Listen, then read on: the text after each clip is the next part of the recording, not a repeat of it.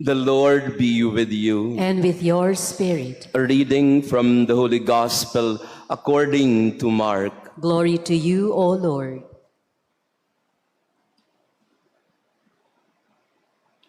On that day, as evening drew on, Jesus said to his disciples, "Let us cross to the other side." Leaving the crowd, they took Jesus with them in the boat, just as he was, and other boats were with him. A violent squall came up, and waves were breaking over the boat, so that it was already filling up. Jesus was in the stern, asleep on a cushion. They woke him and said to him, "Teacher, do you not care that we are perishing?" He woke up, rebuked the wind, and said to the sea, "Quiet, be still." The wind ceased, and there was great calm. Then he asked them, "Why are you terrified? Do you not yet have faith?" They were filled with great awe and said to one another, "Who then is this whom even wind and sea obey?" The Gospel of the Lord. Praise to you, Lord Jesus Christ. Please be seated. Praise be Jesus Christ. Now and forever. Good morning, dear friends, brothers and sisters. Pakibati din ng good morning ang ating mga kasama. Beautiful Sunday morning to be together in prayer and worship. To our online parishioners, especially those who are struggling in their life right now, in the family, because of sickness or some adversities, your prayers are with us in this Mass as well. We are in the same boat, all of us. We are in the same boat of struggles, human struggles, maybe different in terms of appearance or experience, but we are all like the disciples that were in the boat being tossed about by the waves and the strong wind. Tayo din po madalas ay nasa bangka na binabayo ng malakas na hangin at alon, at tayo rin po ay natatakot. Napakaraming mga tao ang nasa ganyang kalagayan. Feeling the feeling of being drowned in sorrows and difficulties. Fear because of uncertainty. Worries and anxieties because they don't know where their life is heading to. There's just too much darkness, too much difficulty and hardship, and the boat is sinking. I don't know if you're feeling that way in your life right now. You feel that your boat is sinking. And you're afraid of drowning. And you're afraid that everything will just come to a violent and tragic end. Pakitapik nga ang katabi natin, and you tell the person beside you, you will not drown.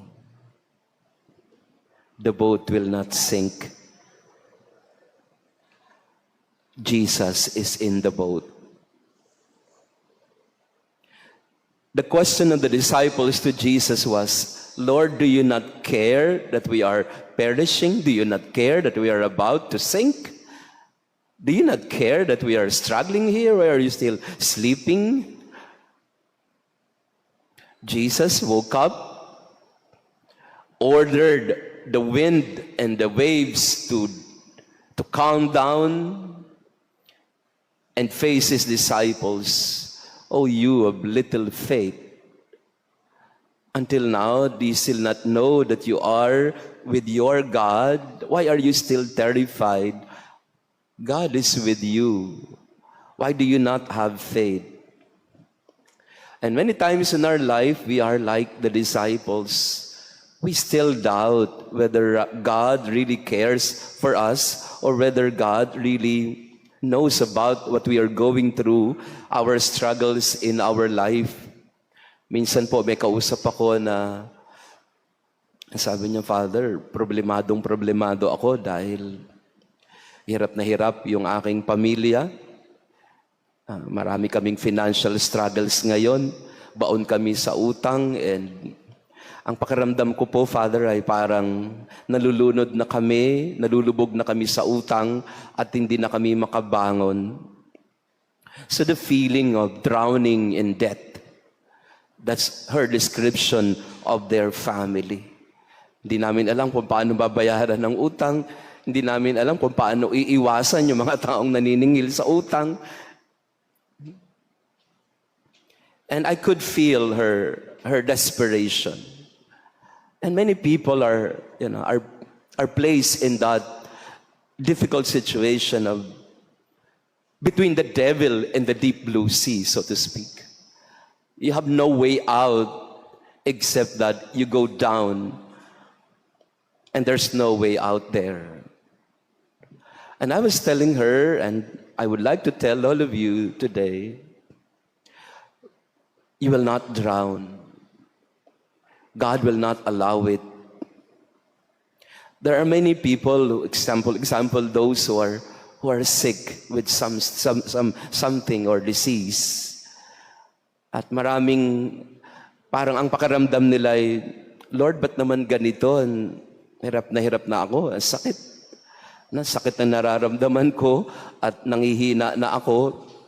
Parang wala ka naman. Why are you not here? Where are you? Why don't you care? Do you not even care about us and but what is happening in our life? And Jesus tells us today very clearly, no, I'm in the boat. I am with you. I am with you. So do not worry. Have faith. Do not be afraid. I can calm down everything.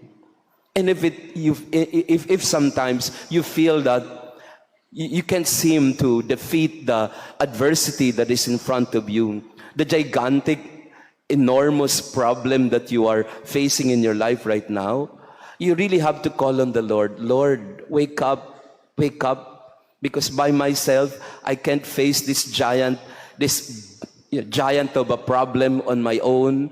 You have to wake up and you have to assure me that you are in the boat with me, that I will not sink because you are with me. Can you please assure the person beside you? Pakisabi nga sa katabi natin, Jesus is in the boat. Yeah. Jesus is in the boat. He will not abandon us. He will not abandon ship the way many people abandon their loved ones in the sight of danger or difficulty. He will not abandon the ship the way that some people just don't care about you or about us. Jesus won't do that. Hindi gagawin ni Jesus yun. Mananatili siya sa bangka at hindi niya tayo iiwanan. At pangalawa, hindi lang basta niya tayo hindi iiwanan sa bangka. Patatahimikin din niya ang nag-aalimpo yung dagat. Kailangan tayo magtiwala na lilipas din ang bagyong ito. Lilipas din ang unos na ito. At kailangan natin magtiwala sa Kanya at huwag hayaan ang takot na mangibabaw. Sapagkat kung matakot tayo, pag nagpanik tayo, at yun ang nangyayari sa mga taong desperado sa buhay, nagpapanik. At alam naman natin sa mga marunong lumangoy sa inyo, kung ayaw mong malunod, huwag kang magpanik.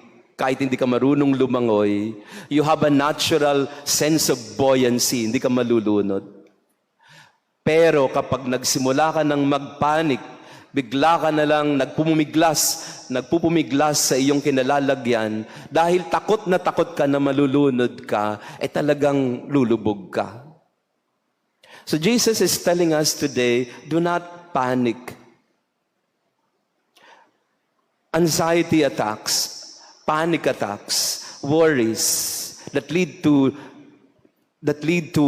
depression in our life, that won't do us any good.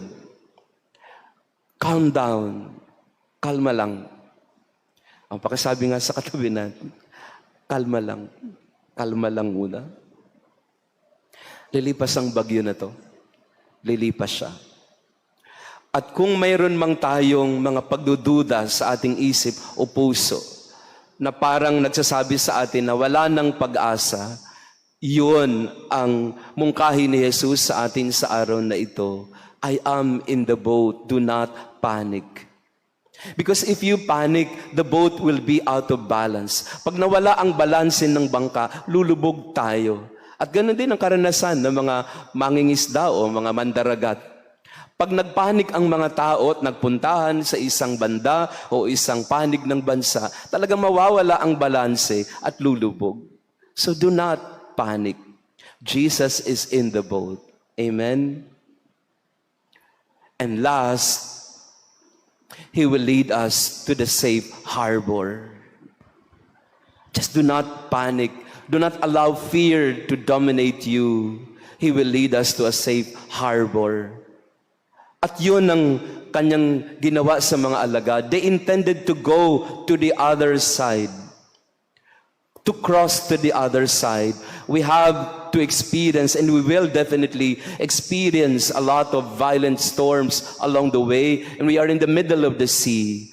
But Jesus will make it a point that we will cross to the other side. It could be the other side of eternity. It could be the other side of hope. It could be the other side of peace. It could be the other side of answered prayer. We don't know where the other side is, but definitely Jesus, as the chief navigator, as the captain of the ship, He knows where the safe harbor is. And He will lead us there.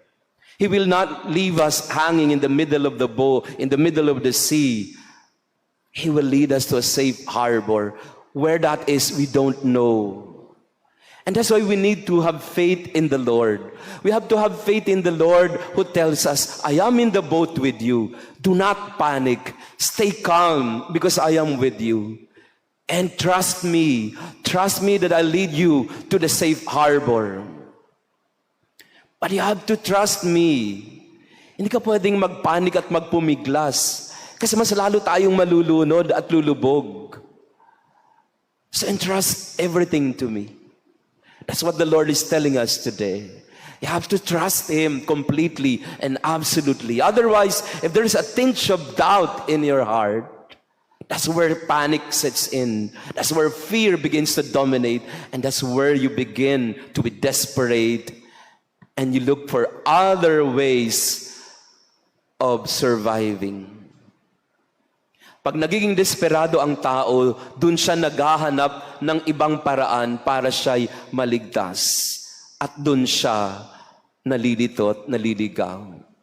The Lord tells us today very clearly, I am in the boat with you.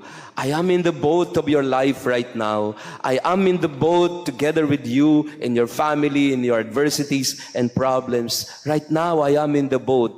I could be sleeping apparently, but I am not. And you have to believe in that, and believe that this will not last. It will pass. It will pass. The storm passes. The typhoon comes and goes in our life, and it will be calm again, and we will be led to a safe harbor by the captain of our ship, of our lives.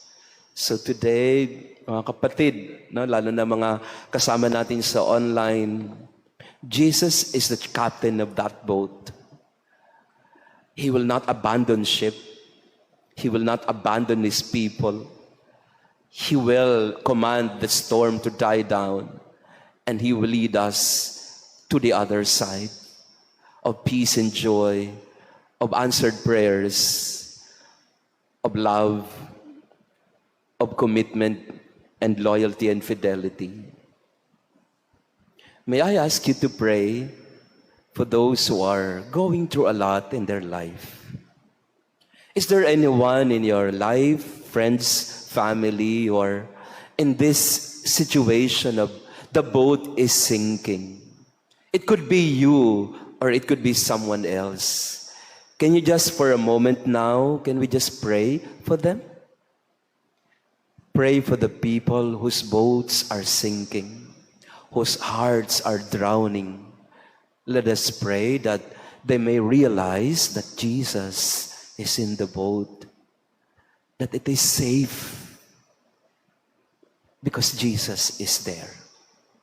Everything will be safe again, and everything will be fine and calm again. So in a moment of silence, we pray for these people. We pray for the desperate ones, that Jesus may calm their hearts, give them peace and faith.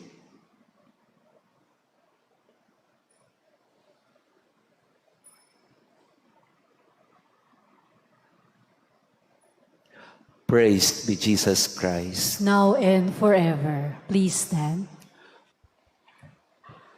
Let us pray.